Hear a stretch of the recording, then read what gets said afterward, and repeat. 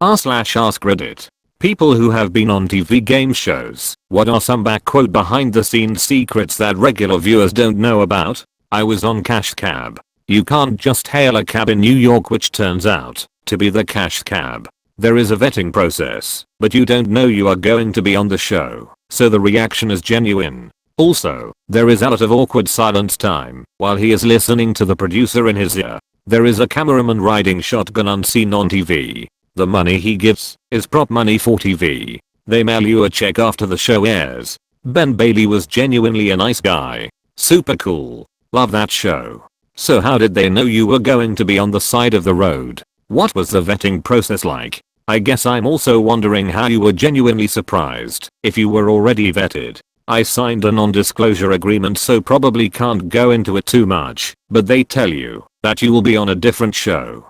They hail you a cab when the production van breaks down, and you wind up in the Cash Cab. I was on Wheel of Fortune. You have to get there at 5 AM, where you draw straws with other contestants to decide when you will film. They film the entire week of episodes in one day. Pat Sajak is incredibly friendly and interacted with us on every break. The wheel is heavy. I remember reading somewhere that some idiot contestant spun the wheel the wrong direction, and it took 4+ hours to fix. They let the other girl in the showcase showdown, Price is Right, Rebbit after the audience booed her original bid, something silly low like $10,000. When it aired, they cut her original bid and showed only her second, winning bid. I lost. Dude, they let her bid and she won. That is some bullshit. Wouldn't the Gambling Commission, or whatever the equivalent is in the US, have a seriously big problem with this? Edit. Gambling Commission was the wrong department to use, as many have correctly pointed out. It's not gambling, as they are not using their own money. However, there is a branch of UK government called OFCOM that regulates gamma shows and makes sure they are fair and not in any way rigged to suit the needs of the producers of said show. Doesn't the US have something similar to that? I was in the audience at The Price is Right. You wait like 4+ hours just to get into the taping. They come by and give you a short interview to see if you are a good prospect to make it to contestant row. I was with a group of 4 and none of us made it. The studio audience is significantly smaller than it appears on TV. Drew Carey told jokes between filming. The set is tiny. The wheel is tiny. No secrets to reveal, except that they must use some serious lenses and angles to make it appear bigger. It was a long day, but it was a cool experience. I was a winner on The Price is Right. After the show, you're taken into a small room where you do paperwork. Some of the items that I won on screen, iPads, movie tickets and snacks for a year, were instead awarded as the cash equivalent. I had no say in the matter. Also, contrary to popular belief, the contestant does not have the option to request money instead of specific prizes. The only choice you have is to outright decline any of the prizes. Edited to add, winners of CBS game shows are not permitted to be contestants on CBS game shows for 10 years. Former Price is Right winners may still attend a taping, but a big diagonal line is drawn through their name on their name tag. What? That's super interesting, considering, as you said, you often see in the fine print for some competitions that the opposite is the case. Prizes cannot be exchanged for cash money. TBH, the cash would be most people's preference, I imagine.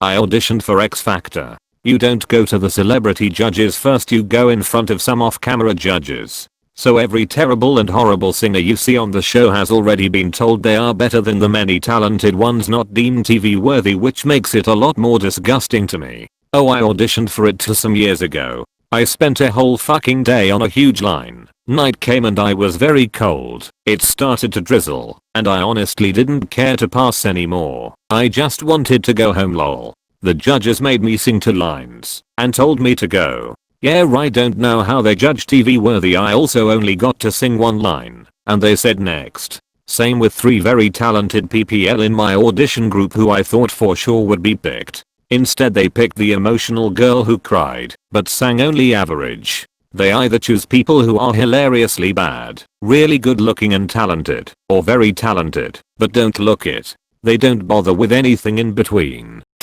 Was in the audience at a Food Network taping, and Iron Chef America really is a 60-minute competition. That's not fudged. The judging on the other hand takes forever. What I never got is how the food doesn't get cold while waiting. Not sure if Iron Chef is the same, but on MasterChef the judges almost always taste the food cold. It goes straight into the fridge after the challenge has finished and isn't brought out until the kitchen has been cleaned. On MasterChef AU, at least. 2 facts on MasterChef that I read somewhere. Can't remember the source so don't quote me on this. The dishes the MC contestants make are normally stone cold by the time they get to the tasting table, so the judges usually taste the element of each dish as they're walking around the kitchen during the cooking stage. This allows them to have some idea of how the finished dish will taste as well as see their proficiency with kitchen equipment. Basic OJT, on-the-job training, is conducted before a restaurant challenge, as well as when there are specific techniques involved, egg souffle or mise en place. That's often why, even if contestants complain that they've never done something in their life, they still manage to produce something at the end of the challenge. A work colleague of mine was one of the couples in Married at First Sight. She had a horrible experience, needed counseling afterwards, and is still receiving an appearance fee read hush money, even though her season aired like 5 years ago. Her words, "UN real may as well be a documentary. Why did she need counseling? What happened that was so bad?" Mainly emotional fallout. Producers would extract personal info about the people being paired up prior to the coupling and then do the opposite for dramatic tension. So if you had someone that had been a victim of domestic violence in the past, they'd get paired with someone with a hot temper. Also, producers would leak information to others to set up a standoff.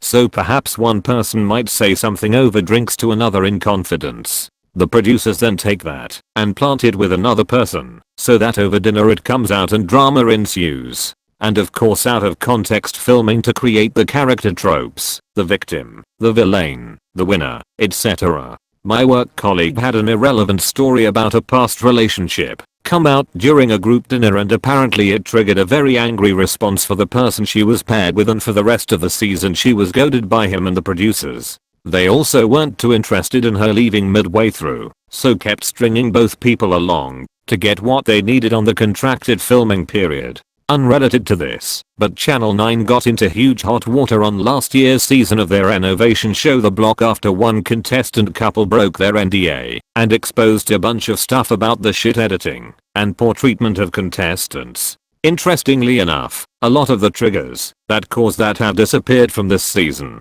Edit. I won't be revealing the person, season, hints about this person.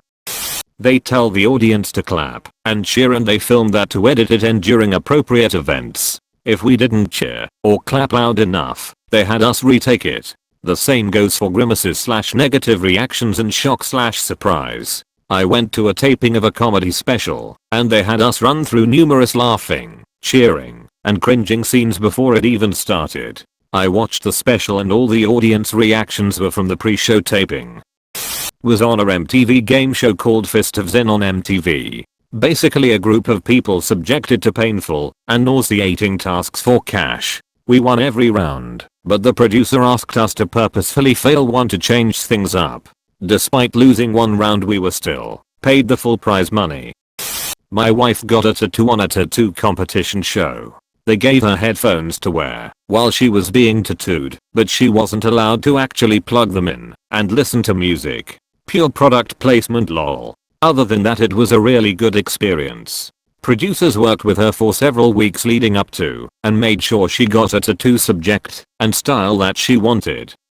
Producers keep an eagle eye on contestants throughout the day, even escorting you to the bathroom. This is because of the quiz show scandals of the 1950s. And because the whole week tapes in a day, you have to bring 4 changes of clothes with you, all in solid colors, so the patterns don't bleed on camera. This was the 80s, so recording technology may have improved since then. It hasn't. Patterned clothing, especially checks and small stripes, still causes moire effects on screen. Source: have worked in live production for 12 years. I was on Who Wants to Be a Millionaire, and it's all scripted. The filming took half a day for 30 minutes of film. When you win the intro round, you are taken out to get your makeup on, and then they instruct you how to act when you celebrate. The reason the audience is so completely useless, and why you see so many press wrong on obvious answers, is because 20-30% of the audience is friends and family to the other 7 contestants who are waiting for their turn. We spent 2 days in the studio, and if the initial contestant loses, the others get their chance. If one contestant goes far and takes a lot of time, no one else gets a chance, so the audience tells the wrong answer on purpose. Not a games ho, but was in the audience for the Steve Harvey show. Holy crap, is he a shallow and fragile individual. We were told we could ask him questions between takes if he was in a good enough mood, which he would only be in if we reacted well during takes. We also were not allowed to ask him any questions about his teeth or mustache. He also said that his lifelong dream was always to just be on television and that's it. Edit. Wow. My top comment is about Steve Harvey and how terrible he is. He's also said shit like women shouldn't date atheists, men cheat because of women, and in response to the question of how can a girl politely turn down romantic advances, he said something to the effect of you can't. Once a man is interested, we are locked in, and there's nothing you can do. Dude's kinda nuts.